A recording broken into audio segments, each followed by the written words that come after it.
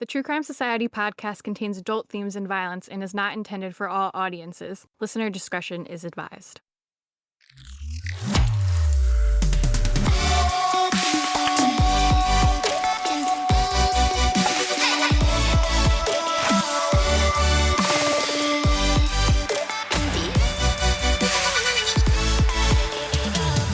What's up, guys? Welcome to another episode of the True Crime Society podcast with Stephanie and Olivia. It's Thursday, August 25th, and I officially made it through the wedding. Everything went great.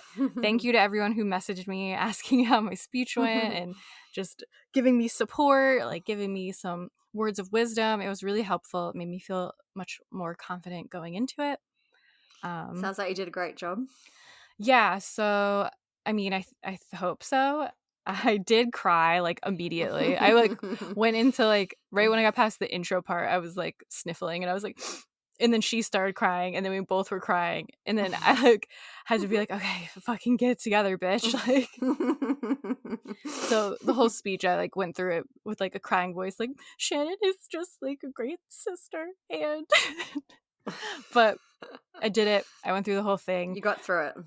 Yeah, and honestly, so many people at the wedding that I didn't even know came up to me and they were like, your speech was so amazing. Like, I know it's not easy to do. It was so well written. And my sister said the DJ even came up to her and said how good it was. So I was like, maybe they're just nice, but maybe it was good. No, I feel like if someone really appreciates something, they make an effort to tell you. So, like, I was confident in what I wrote. Like, it was well written. I was just worried I didn't like deliver it as well as I wanted to because I was like a little choked up. But I think I still did like mostly good. Sounds like you did great. And then the best man's, his was good too. It was just like short, had a few jokes. He didn't cry or anything else. Well, that's good. So mine was really from the heart. I feel like the best man's speeches are usually kind of jokey and a little bit funny for the most part. Yeah, it was cute. I mean, he said his dad helped him, so. Oh, that's cute. But yeah, everything else was good. It was a few really long days, but it was so much fun. Everything, there was no drama, no problems.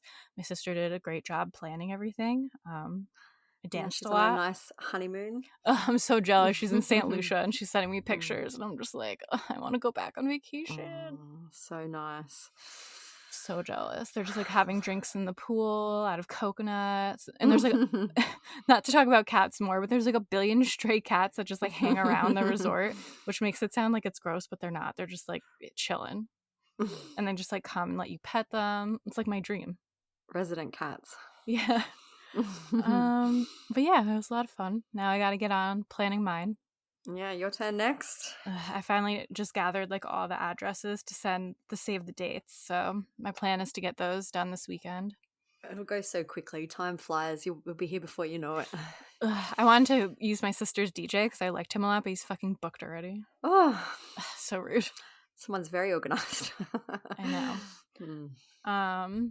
But yeah, so I don't know how I'm gonna send your save the day. I have no idea how to send international mail.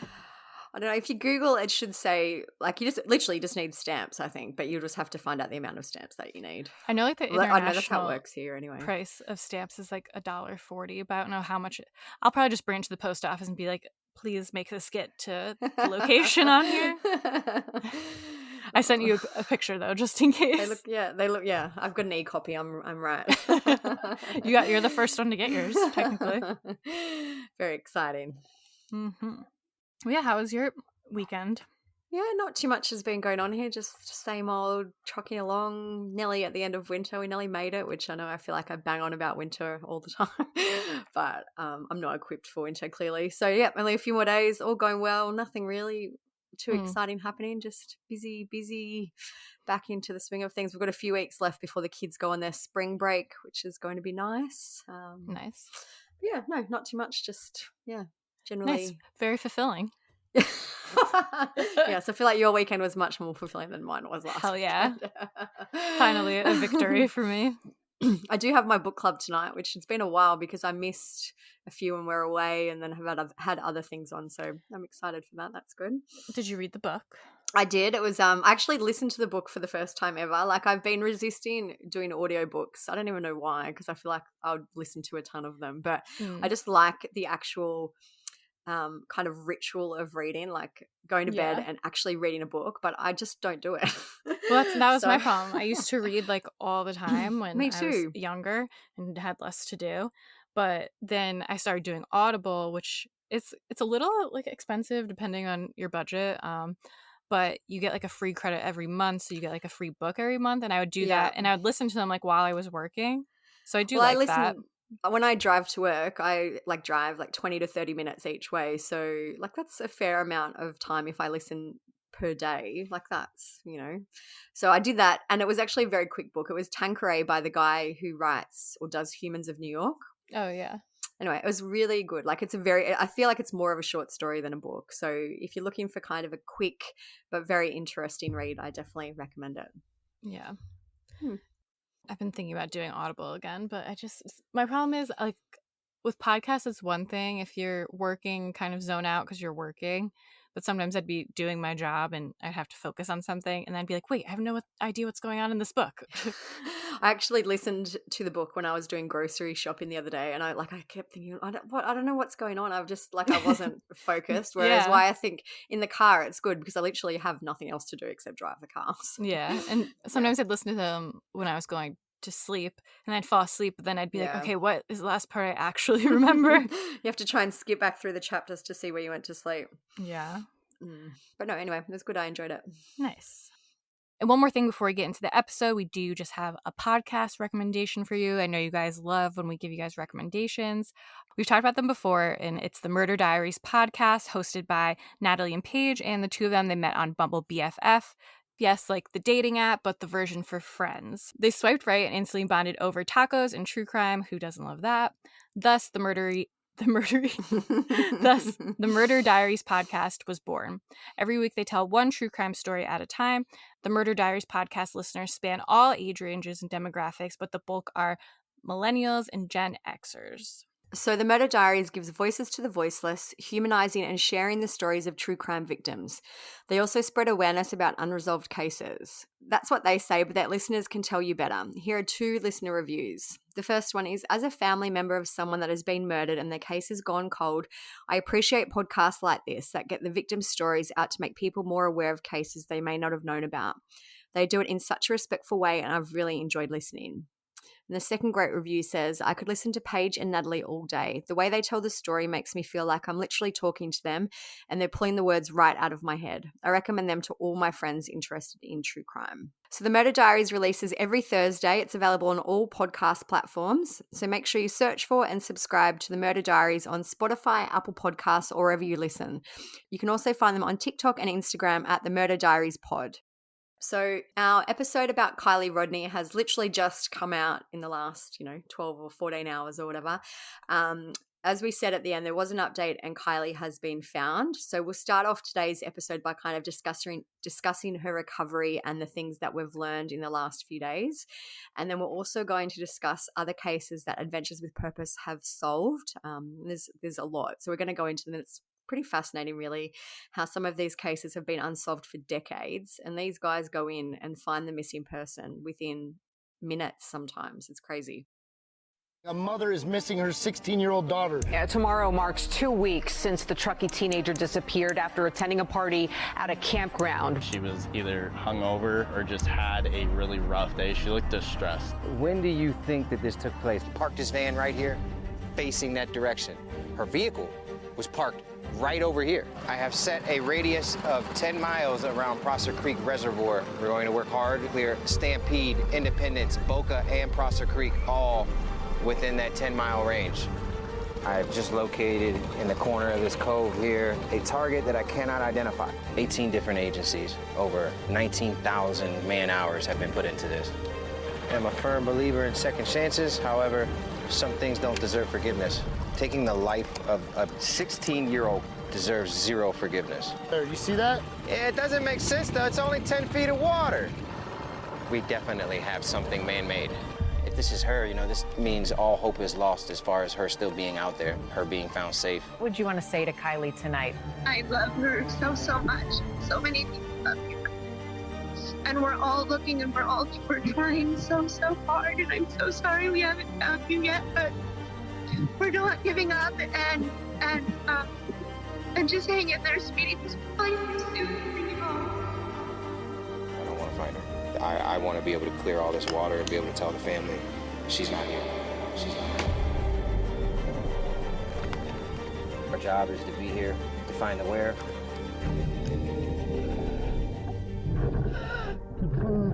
Confirm. I see the vehicle and the license plate. We have just found Kiely's vehicle. Over. All right, so just to start off with Kiely Rodni, Adventures with Purpose started searching for her on Saturday, August 20. I've read that they searched multiple waterways in the area on the first day that they arrived, but they didn't find anything. There's an Adventures with Purpose diver named Doug Bishop, who is kind of very forefront of the media, and you'll hear a lot about him in this episode. But he said that they, quote, already cleared everything in Truckee, including all the little ponds, based on confidential information we received in regards to her disappearance. So that's what they said on the first day. I thought they would probably find her on the first day, just based on their track record, and was a little bit, not shocked, but a little bit Surprised. Yeah, surprised and maybe slightly disheartened. I thought, oh gosh, if they can't find her, and just based on their previous track record. But Yeah. on day 2, they decided to search an area on Prosser Lake. They didn't search this area on the first day, even though it was very, very close to where the party had been held, because police assured the team that it had already been properly searched. It was the section of lake that was actually closest to where the party was held, which you think would absolutely make the most sense to search. This info about the recovery is from the New York Post. Another diver for Adventures with Purpose named Josh Cantu said, police told us they did a rigorous search of this body of water. They gave us a grid map and made us confident that we didn't need to search there. So within literally minutes of them diving into this water, one of the team members named Nick Rinn found a body in a car close to the shore. He said, I went down and I did my inspection. I saw the vehicle was upside down. I verified the license plate and that there were remains in the vehicle. Then I came out, we called the family and authorities, and we let it take it from there. He said he first spotted the car, which wasn't visible from the surface, via sonar. Once he got down in the water, he said he could see it was down about 14 feet. He said, our sonar showed a bigger object than a rock that shouldn't have been there. One of our divers went underwater and was able to identify the vehicle. It's kind of interesting and I guess important to note too that the water levels in this reservoir had been higher 2 weeks ago. So I don't know how much higher they were, but I guess the car essentially was in more than 14 feet of water at that time. So the diver, Nick Rinn, said, now that the water has receded and we're seeing the vehicle went farther into the water than maybe the police thought. When a vehicle goes into the water, it has air trapped in it for a while, so it will float for a little ways before it fills with water and sink. So I've heard kind of varying distances that the car was found from the shore. I've heard it was either 20 to 40 feet. I've also heard it was 55 feet. So either way, it wasn't too far away from the shore.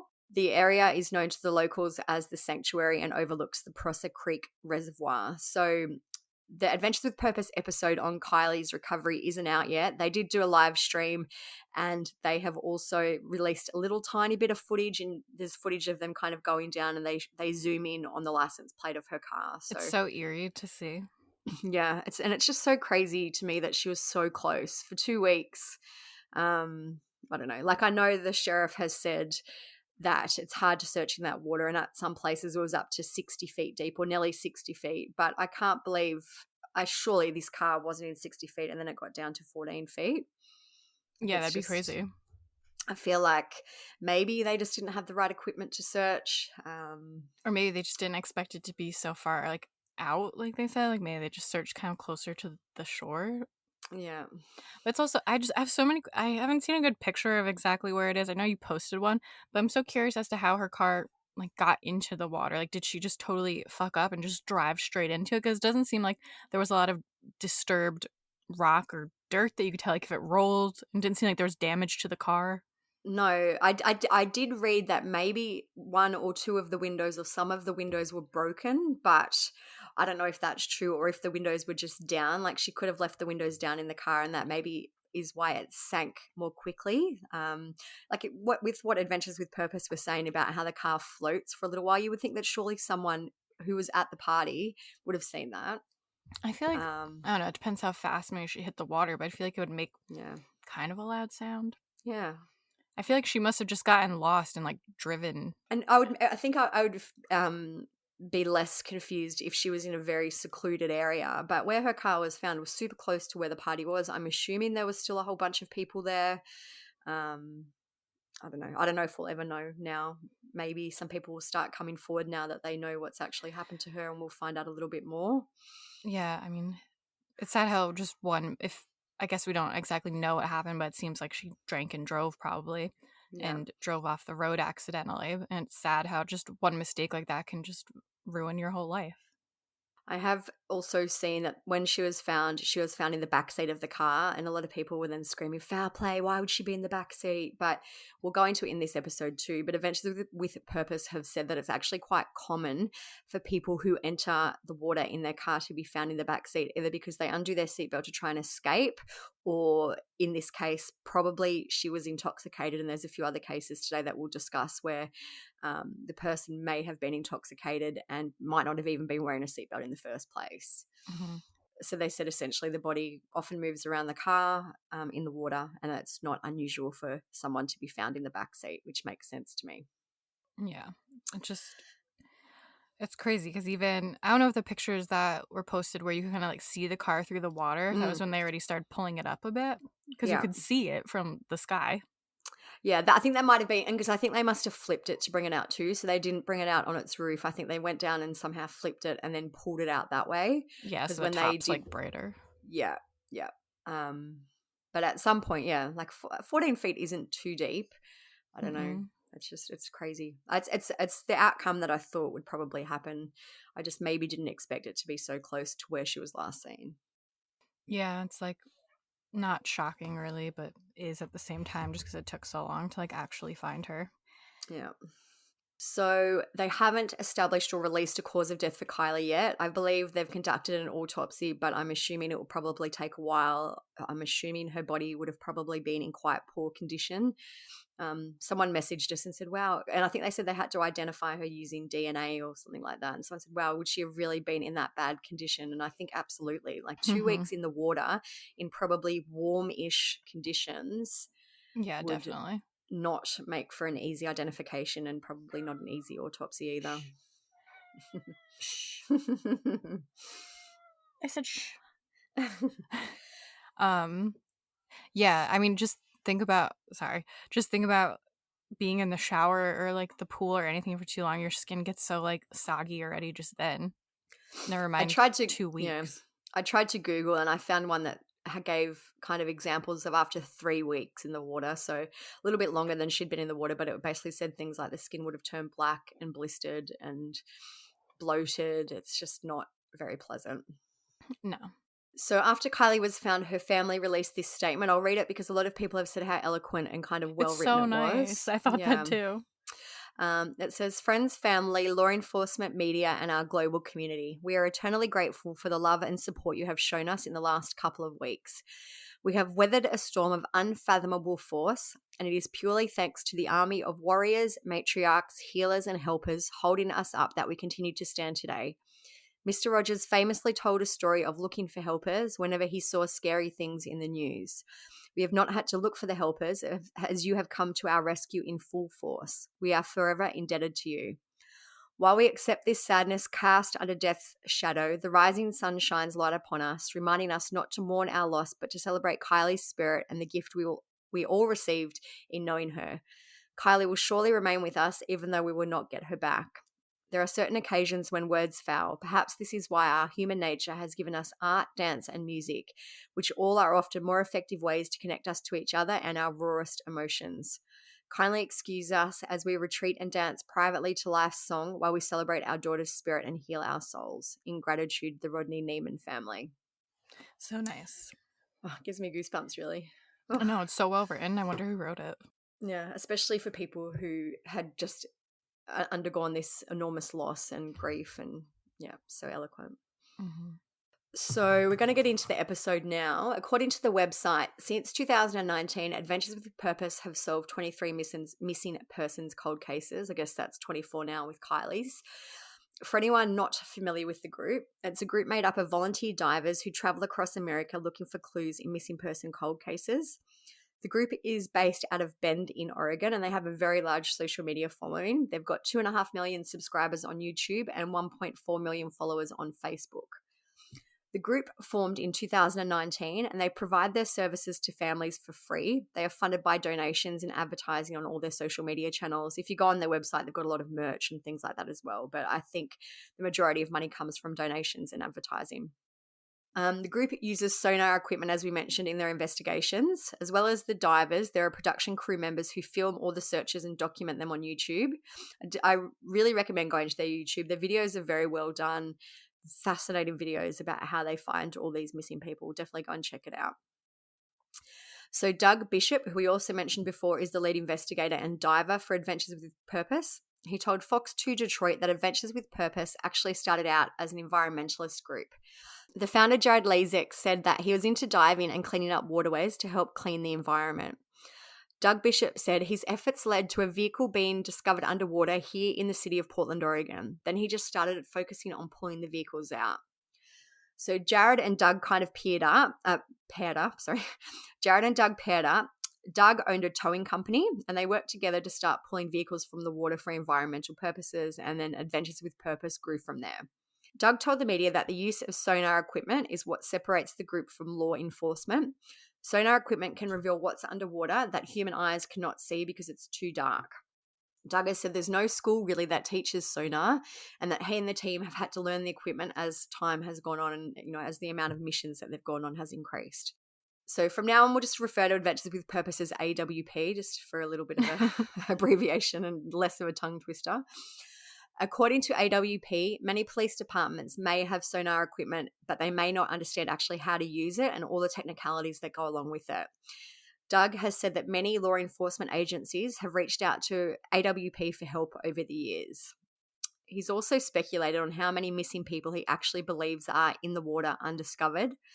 He said there are a lot of people that are missing underwater in America. I would estimate probably several thousand people. It happens all the time, whether it's an accident, whether it's suicide or murder. He said, we have developed a set of skills that's led us in this direction. And he also said, I guess there is something that's extra in the universe that's guided us together on this journey to help mend families. We're just good guys trying to do good in the world. So I guess that could kind of explain how law enforcement, even though with Kiely anyways, how they had sonar and they said they used it, maybe how they missed it. Like, I guess it's probably honestly something that they don't use that frequently. Yeah. If you think about like how many cases are there in like a small town or even like a smaller city, whatever. And even though they said they had sonar, like I wonder what they had. Like, yeah, I'm it might sure not be as different, advanced or or as I don't know, like a different level of sonar that Adventures with Purpose have or something like that, maybe. Because I know they did say the water was muddy, and like you mentioned last episode, like the car probably stirred up a lot of the dirt. Yeah, so that would have made it harder to see, murky, especially if they searched that area earlier on. So it might have been more clear when Adventures with Purpose got there, but I don't know. I'm just trying to, and I guess too, see how they missed it. I guess too, when they said the water was higher, maybe it was a little bit easier for Adventures with Purpose to get. I don't know. It's all speculation. We don't really know, but maybe that made a difference in how quickly they were able to find her. Yeah. So AWP list all the missing people that they found on the website. I'll just read them out. So there's Jed Hall, Dedrick Smith, Jimmy Amable, Ralph Brown, Virginia Collier, Margaret Shoup Smith, Annie Lee Hampton, Stephanie Torres, Samantha Hopper and her baby Courtney Holt, Nadine Moses, Thomas Thornton, John Zarkowski, Richard Ritz, Tammy Goff, Antonio Amaro Lopez, Charles Fluharty. Is that how you say it? Fluharty? Charles Fluharty. Charles Fluharty. I don't know. Carrie Mae Parker, Jeff Shepard, Bill Simmons, Ethan Kazmerzak, Nicholas Allen, Timothy Robinson, Nathan Ashby, and of course now Kiely Rodni. So we're going to discuss today some of the cases where Adventures with Purpose have been successful in recovering these missing people. And the first one we're going to talk about is the case of Ethan Kazmerzak. We are confirmed Volkswagen Jetta, 4-door, gray in color, AUZ 387, license plate number. Unfortunately, as the search effort grows larger, the progress has remained the same. There have been no leads. So police hope you'll take a good look at his pictures. Could make the difference in finding him.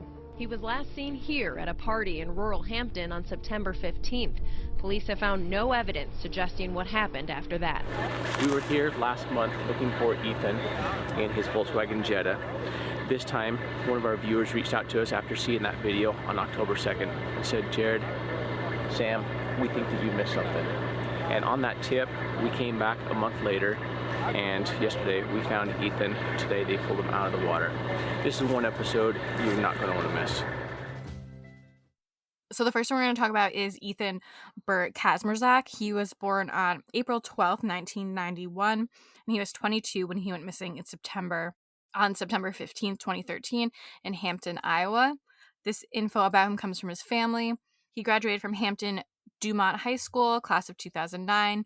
Ethan then attended University of Iowa in Iowa City, where he was a member of the University of Iowa marching band, the concert band, and writing group in which he had poems and short stories published.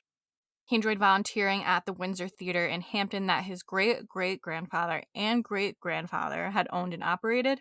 Ethan was a member of the Hampton United Methodist Church. He enjoyed and participated in many branches of the arts. He played multiple instruments, was a member of the municipal band. Ethan was also active in events sponsored by Franklin County Arts Council, especially drama productions. In his spare time, he enjoyed movies, reading, writing, theater. So it seems like he really liked the arts, music, theater, writing, all that.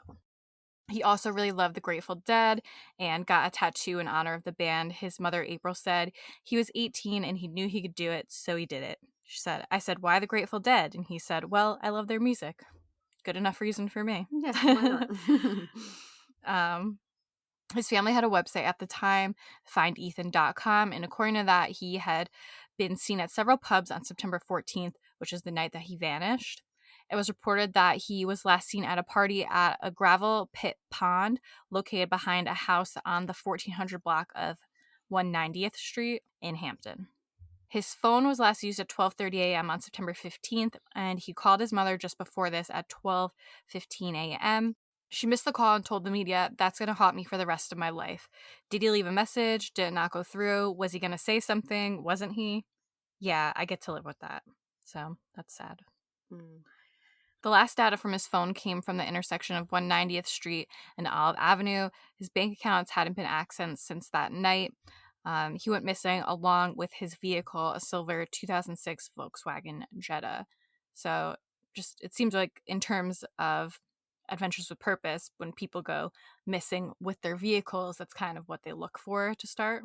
I guess too, because if they're in the vehicle, they're less likely to say maybe move far away from the area where they last were because the vehicle would sink, whereas a body would probably be more likely to be carried downstream, or like, you know, maybe not in this case because it might be a pond, but you don't, like, just as a general rule.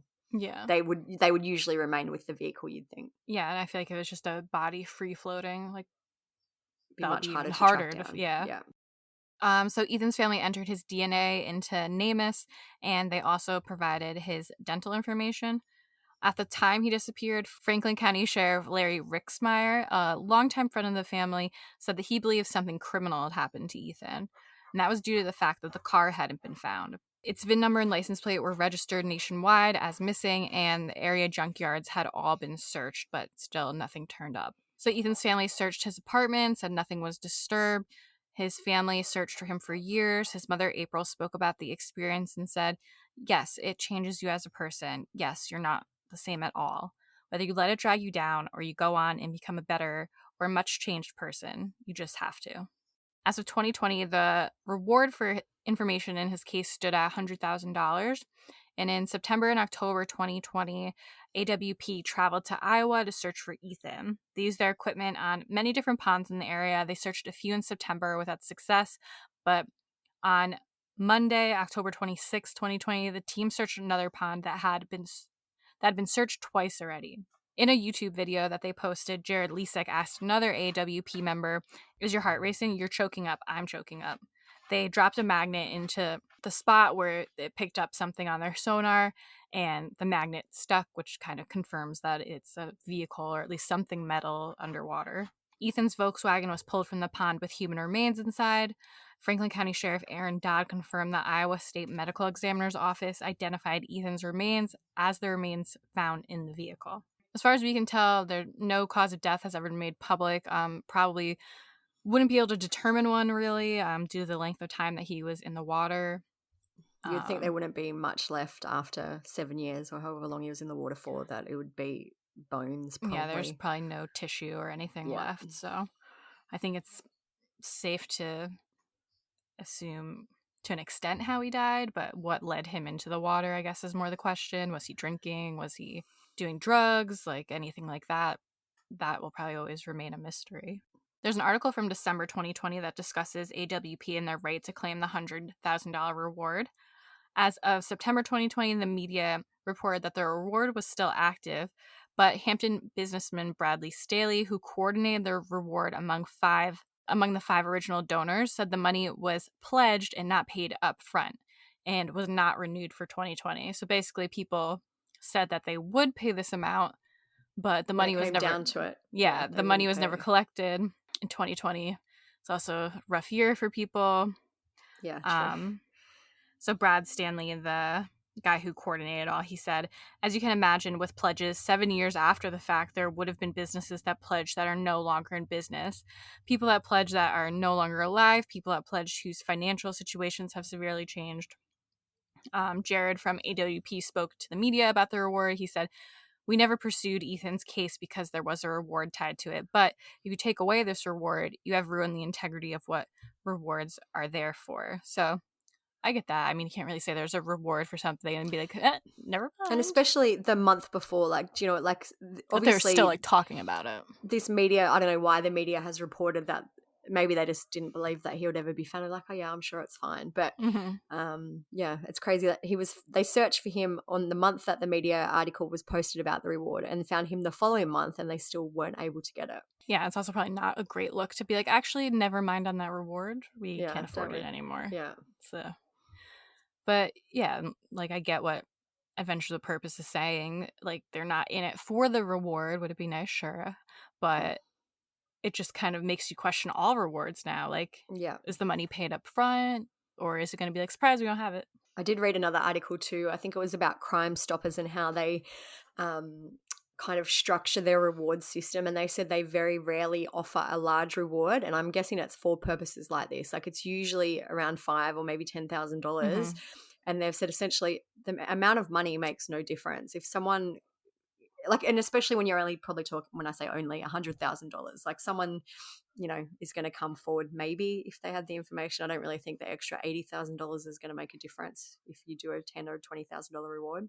Yeah, like I would come forward for $5,000. Like that'd be nice. If you saw someone driving into a pond, like you're not going to hold out and hope they increase it to I'm not going to be like, well, maybe I'll wait till they raise it to $100,000.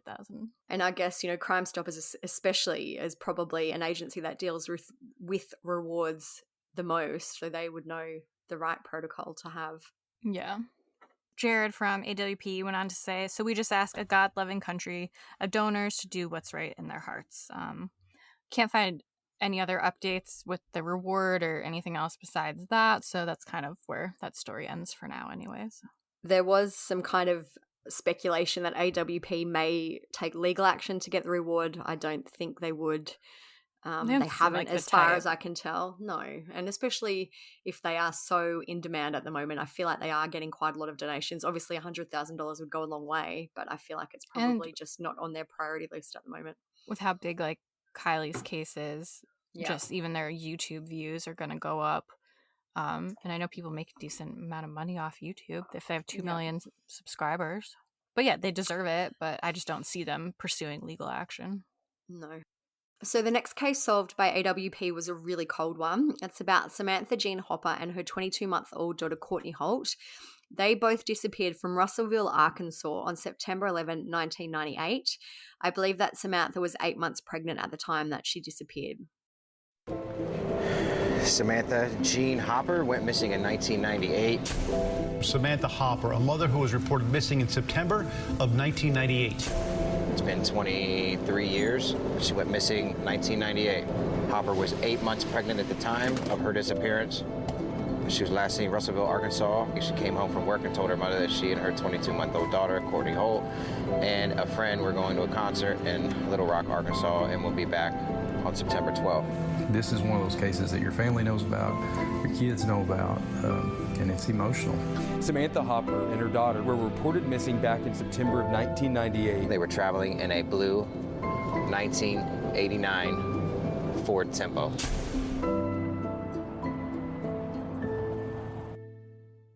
So Samantha was 19 when she disappeared.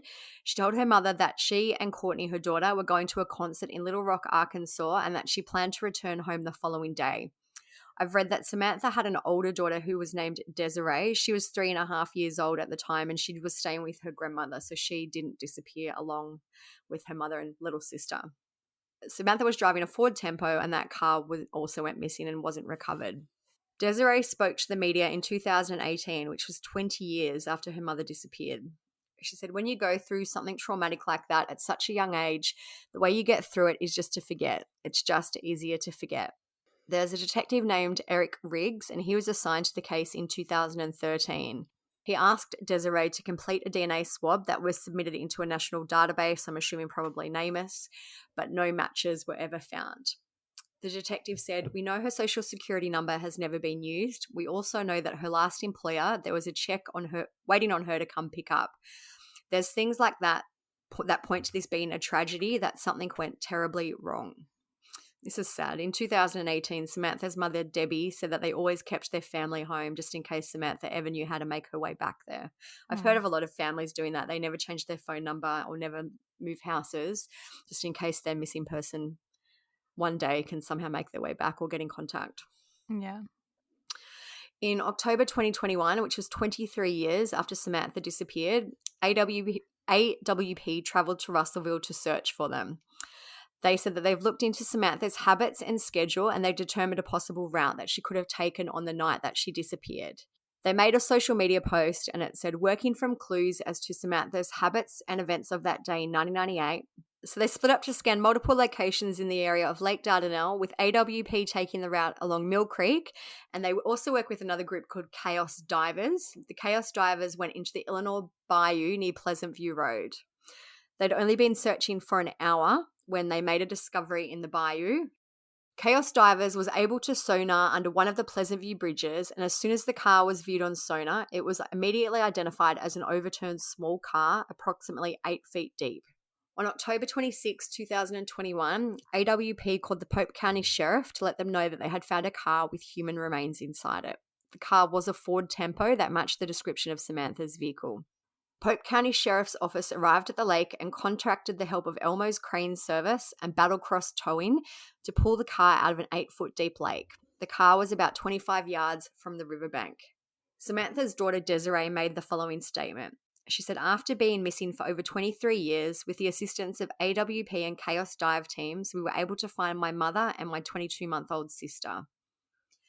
Pope County Sheriff Shane Jones made a statement, and he said the Pope County Sheriff's Office would like to send our sincere condolences to the family of Samantha Hopper and Courtney Holt. We are thankful to have been a small part of helping bring this 23-year-old case to closure. The detective that we mentioned earlier, Eric Riggs, he said, it's been a 10-year case for me. It's one of those cases that your family knows about and that your kids know about, and it's emotional. This info about the discovery is from Cairo7.com.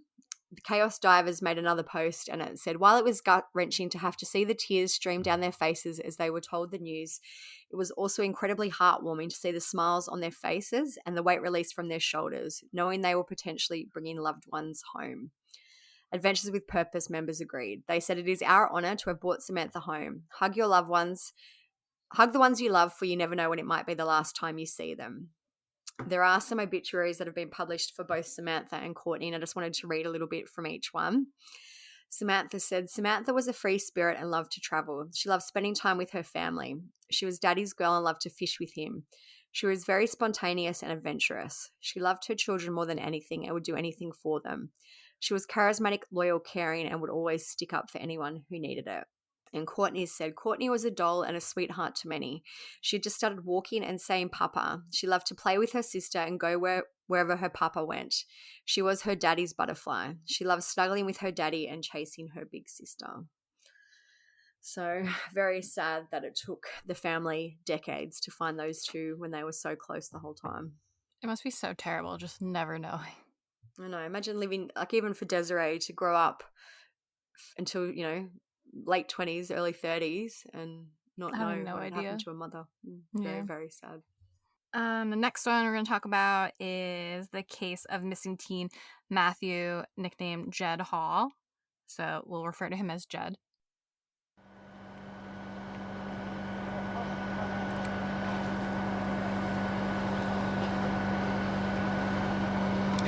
God damn you.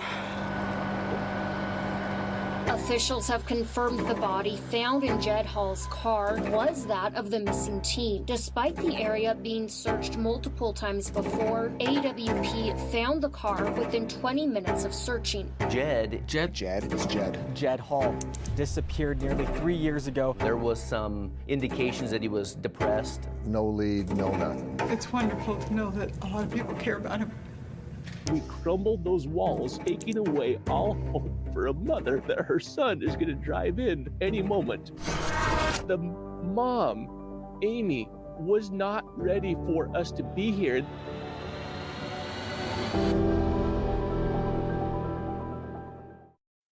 He went missing on January 22nd, 2018, and it's believed he left his home in Idaho Falls at 6:51 a.m. that day. He took a 9mm handgun and camping equipment and left in a 2009 Nissan Versa. Jed left a note at home that indicated he may have been planning to take his own life. Jed's family also found a journal after he left where he wrote about being depressed. He also wrote in there about a possible backcountry trip and running away. So it's like, was he running away? Was he committing suicide? Lots to ponder about there. This info about Jed's disappearance is from East Idaho News. It says, the mom, she explained the morning her son vanished started just like any other day. But as Amy Hall got ready for work, one thing stuck out. Jed's bedroom door was left open and a note indicating he may attempt suicide was on his desk. The mother rushed to wake up her husband, Alan Hall, who was a former Idaho Falls police officer. It's believed Jed left home very early on January 22nd, 2018. Investigators found footage of him at his school, the American Heritage Charter School, at 2:31 a.m. on that day. He broke a window, went to his friend's locker where he left a note, cash, and a necklace. It's unclear where Jed went after that. Police obtained ping information for his phone, which showed that the phone either died or it was shut off around 6:48 a.m. that day. And the last ping location shows the phone 0.43 miles southeast of the Verizon Tower located at 1490 Lindsay Boulevard, which includes a section of the Snake River, Highway 20, and it's in close proximity of Interstate 15. So a lot of options. Due to the ping location, investigators believe that Jed and his vehicle may have entered the Snake River, and they conducted at least 3 searches, including using Bonneville County Sheriff's Office dive team. And the team used sonar and underwater search equipment, searched areas that fell within the ping data region, but there's still no sign of Jed or his vehicle. Jed's mother, Amy, she spoke to the media again in 2020, and she said, "The last almost 3 years have been hell. Not knowing is really awful." Jed's family made a Facebook page for him titled Missing Jed Hall. They made this post in December 2021. It says, 47 months. 3 years and 11 months. It's been such a long, frustrating time. I miss you more every day that passes, wondering how you are, what you're doing. I would deeply appreciate a word from you, even if it can't be directly. I love you. In mid-2002, 4.5 years after Jed went missing, AWP reached out to the Idaho Falls Police Department about searching for him. And on May 1st, 2022, the team met with investigators at the Snake River boat launch. Doug Bishop from AWP spoke to the media, and he said, "We came into this like we come into all cases. We determine if someone is missing and if someone is missing with a vehicle. We specialize in sonar the way that law enforcement doesn't have the capability. Do we have a cell phone ping, a last known location, locations that are frequented, etc. That's how we base the waterways that we need to search, and that's how we choose those waterways."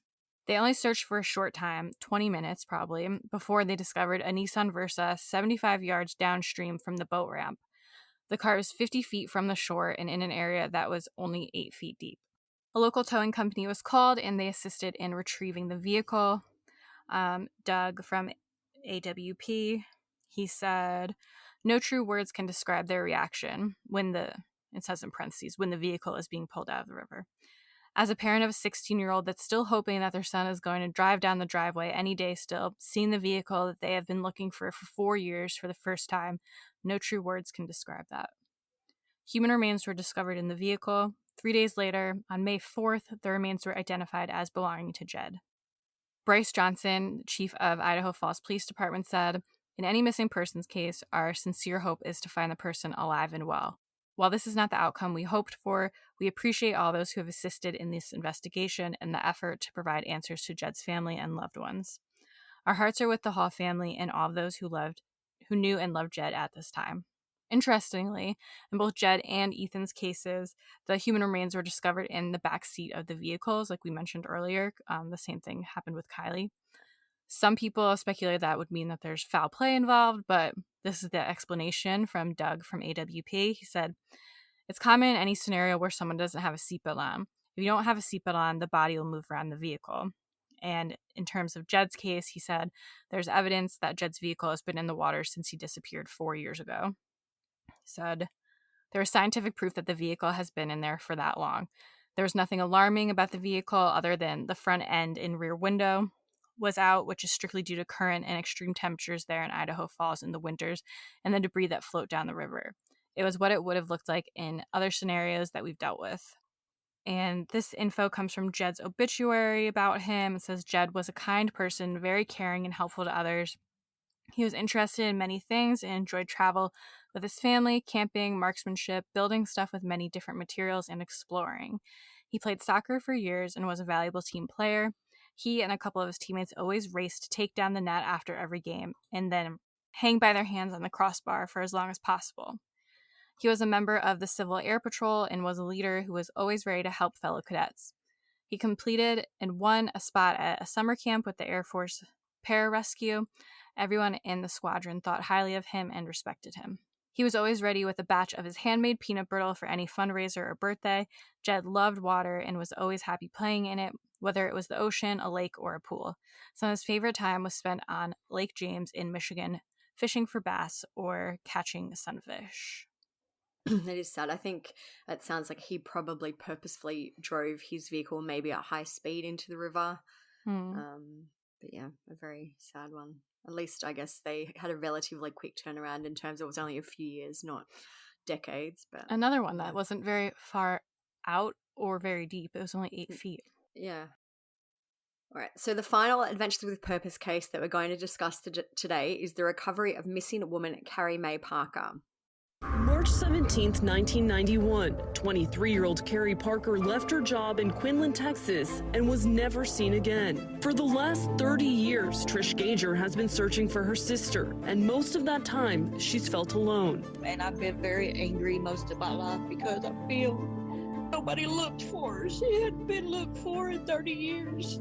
That is until Adventures with Purpose recently came across her case. Full of a lot of emotions right now as we're in Hunt County, Texas, looking for Carrie Parker. We found her car right now. Some of my biggest fears is I didn't even want to be a part of this one right now because the car is 30 years old. She was 23 years old, mother of 3, on the way to her son's birthday party. We're so close to having the car out. This is one episode you're not going to want to miss. So Carrie was last seen on March 17, 1991. At the time, she was 23 years old and she had 3 children. She was working for an air conditioning company called Flanders Precision Air in Terrell, Texas. And she was living with friends in Quinlan, Texas. Her children's names are Mandy, Brandy, and Brian, and all the children were aged under 6. 2 of the kids lived with their grandfather and 1 lived with their biological father. A media article from NBC said that Carrie wanted to give the children a more stable life, so she kind of relinquished custody of them, but she was still involved in their lives. She drove a 1980 bluish-grey Buick Skylark, which also went missing with her. Carrie's sister spoke to Dateline and said that on the day she disappeared, which was March 17, 1991, Carrie went to the father Howard's house to do laundry and to pick up a paycheck. It was Carrie's son's birthday a few days later, and Carrie had been planning a party for him. When the day of the birthday party came, though, Carrie didn't show up. The family reported her missing after that. Her sister Patricia said, "My father told a constable that she was missing, and that constable was supposed to have filed a missing persons report in 1991 in Hunt County. They didn't hear anything from the detectives, though, and Patricia filed a missing persons report herself a few months later. It turns out, though, that no police officer ever filed the report, or either of the reports, and no investigation was ever conducted. Terrell Police Captain A.D. Sampson told Dateline that they did receive a call from Patricia in 1991 asking police to look into Carrie's whereabouts. However, he says that she didn't file a missing persons report at the time. In 2010, Patricia contacted the police to see if anything had changed with her sister's case, and that's when she discovered that the initial report had been taken as a welfare check instead of a missing person report. She said, Sorry, not being rude, but I think it's insane that, like, why in 2010 they were randomly like, let's check in on that. I know, after all these years and not hearing anything. Like, yeah, like, hearing nothing, and then finally in 2010, like, no offense to them. I know people be like, oh, you're being rude to the family, but that's a little insane. Yeah, after so long with nothing. Yeah, I don't know. Patricia said, "I freaked out and called Brandy, who was Carrie's middle child. Brandy was now 32. Brandy then called Hunt County and filed a missing person report over the phone. So that meant it took 19 years for a report to be officially filed in this case." Lord.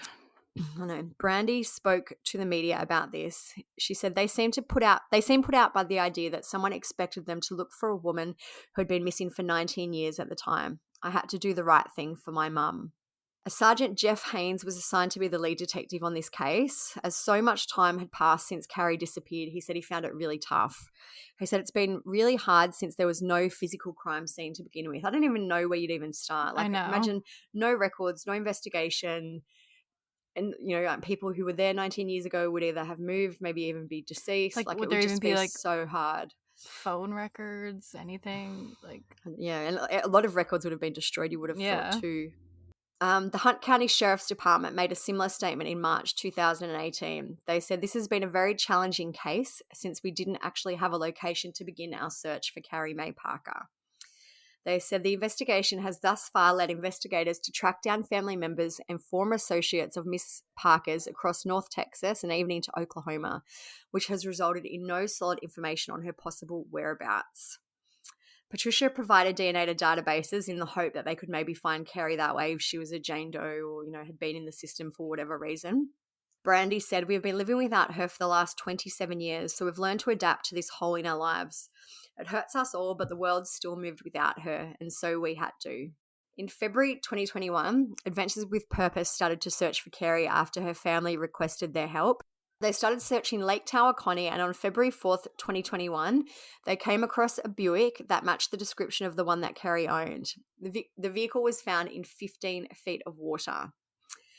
Carrie's sister Patricia made the following statement at the time. She said, "It is with my deepest sadness but peaceful heart that today we did find Carrie's car off the 751 Causeway, where it has rested upside down in 15 feet of water for 30 years. Tonight they were only able to retrieve half of the car due to its deteriorated condition. At this time, no remains were found, but honestly, I don't anticipate there to be much, if any." Law enforcement made the following statement at the time. They said, "I would like to thank the family of Carrie Mae Parker for having the persistence and drive to keep pushing forward to find answers in the disappearance of their family member. It was a privilege for the Sheriff's Office to be able to work with the family and Adventures with Purpose to come one step closer to bringing closure to this case, which has been needed for many years." So a month later, in October 2021, Adventures with Purpose travelled back to the area to do another search. This time, they actually did find some human remains, a pair of pants, a shoe, and a boy's bicycle. It's believed that Carrie had purchased the bike as a present for her son Brian for his birthday. Her sister Patricia said, "She will have to be identified through DNA, but I have no other reason to believe it is not her." In May this year, so May 2022, the remains were confirmed to belong to Carrie Mae. the sheriff released this statement, and they said on Tuesday, May 24th, 2022, the Hunt County Sheriff's Office received a missing persons DNA report in reference to Carrie Mae Parker. It was confirmed that the remains that were recovered in October were those of Parker. The Hunt County Sheriff's Office again would like to express their appreciation to the Adventures with Purpose crew for the hard work and hours spent on this recovery. This 31-year-old missing person case will now be closed. The Hunt County Sheriff's Office will continue to pray for Carrie Parker's family to have comfort and closure.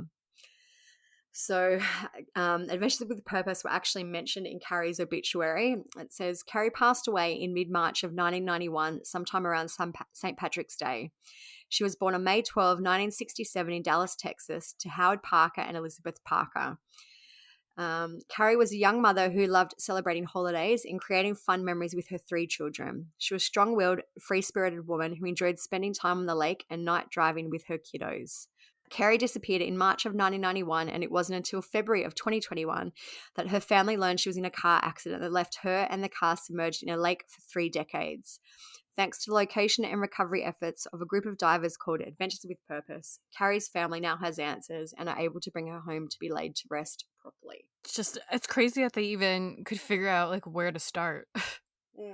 Even narrow down the areas that she could have been, and after all this time, I guess it's good people kind of remembered what she was doing.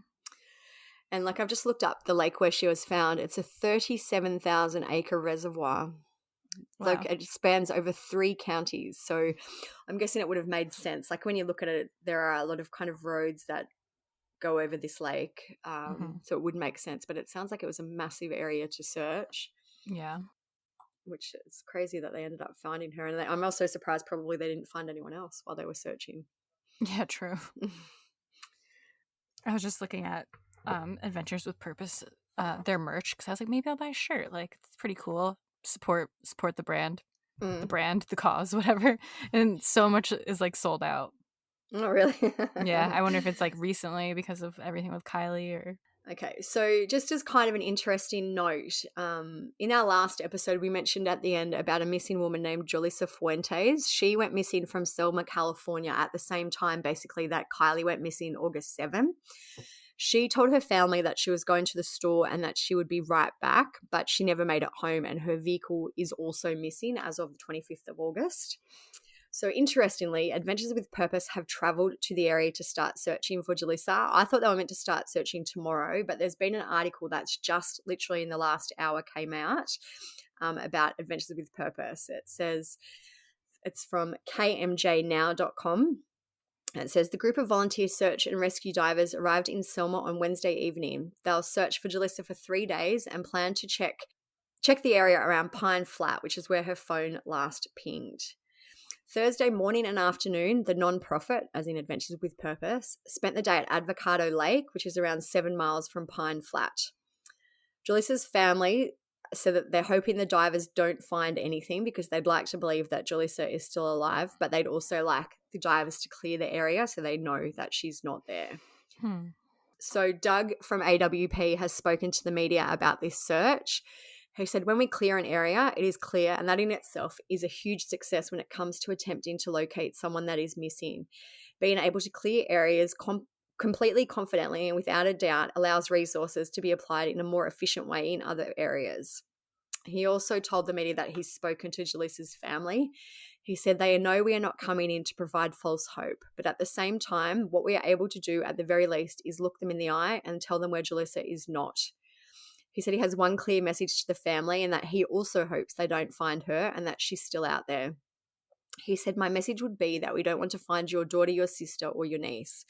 I hope she's still out there. That is a very tough message to convey. But at the same time, if it's an accident or something that has happened and she's there underwater, I do want to find her and return her to her family so they will have the answers that they need.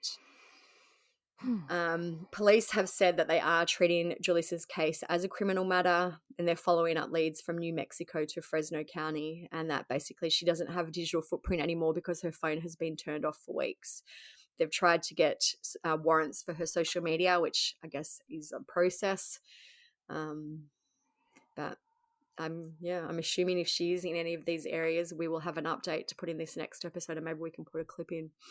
Yeah, it seems like there's a lot of parallels to some of the other cases we talked about. Yeah, well, she's missing with her car, and I've had a few messages this week about missing people, and it's funny. I think everyone's on the Adventures with Purpose bandwagon now. They're like, why don't they get them to search? And I feel like their criteria is they need to be missing with their car, or have a solid, very, very solid reason to believe they're in the water. Someone brought up Bryce Laspiza, I think, or Laspiza, which he's been missing for a while, but he crashed his car and got out of his car before he went missing, so the car isn't missing. Yeah, it seems like the car is kind of the big factor in how they find these people. And I guess if they use magnets, they're going to need something magnetic to, something metal to magnetize to. Yeah. But, I also hope somehow that they don't find Julissa, but I guess her family need closure at some point to figure out what's happened to her. Yeah, I guess it's still like she hasn't been missing for that long. With it, they can still have hope that she might be alive somewhere or something. There was a case, and it's not. Well, we had a case on our Instagram page in the last few days where a woman went missing, and there was video of her. Like she was on the CCTV kind of walking, and then she started running. So everyone's like, wow, what was she running from? But it turns out that she just took off of her own accord and she's fine. So there is always that chance until she's found. But it's, I guess it's much harder to hide with your car as well if you are trying to stay hidden. Yeah. Yeah, whenever the car is missing for that long, I feel like it's a red flag. To be some type of accident, yeah. Mm-hmm. In Julissa's case, police have spent 288 hours searching the area since her disappearance. They've used 16 off-road vehicles and they've covered 1,700 ground miles. The police have said we're doing all we can with the resources we have. But in saying that, I feel like in Kiely's case, they said they logged over 19,000 man hours and they still didn't find her. So you can't always believe them. I mean, I'm sure they're doing it, but it doesn't always mean that it's like successful. Yeah, might be a big wasted effort sometimes. Yep, seems like it. So that is it for this episode. There's tons more about Adventures with Purpose out there. Like we read the list before. Check out their YouTube, all that. You can learn about all the cases. We did a blog on these cases, so you could see specifically the videos and everything about these cases over there at truecrimesocietyblog.com. Check out our Instagram. That's where we're the most active with posting, really. That's at True Crime Society. I think we're finally unshadow banned, maybe. Fingers crossed. Although I'm not positive. Said that will be back again. Yeah. I feel like we've been getting like a little more activity than we have been over the last couple of weeks when we were shadow banned. So hopefully. Yeah, I'm probably jinxing us. But yeah, that's at True Crime Society. You can follow our personal accounts. Mine is StephSum_. Olivia's TCS Olivia. You can find both of them tagged in the True Crime Society Instagram bio. So make sure to check out our accounts as well so you can put our cute little faces to our cute little voices. Leave us a review on Apple, only nice ones, because like my confidence is at like an all-time low because people love to bully me in the reviews. They all love Olivia though. Like, not always. Someone said I'm lackluster the other day, so yeah. I'll try not to. People used to say your accent was annoying. Yeah, I know. I have a very upwards inflection. I've never noticed that till that person pointed that out. Only leave us nice reviews. And if you haven't left a review and you just like want to make us feel a little better about ourselves, now's the time. We did get a really nice review today, which I sent to you. It says, the best. After following the TCS blog for years, I decided to give the podcast a listen. Now I'm hooked. Their attention to detail is unmatched. So that's very nice.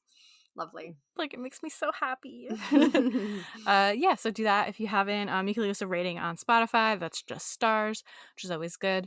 And share the podcast. If you post it to your Instagram story, is a big help to us. If you post it to your Facebook, whatever, just share it, get the word out. It's a big help to us. And check out any of our sponsors. They're all linked in the episode description. You can always ask us for any links or codes from past episodes. That just shoot us a message on Instagram. That's the best place to do that. But I think that's it for this episode. Anything else? No, I think that's it. All right. Well, thanks for listening, everyone. We'll be back next week with a fresh episode. Peace out. See ya.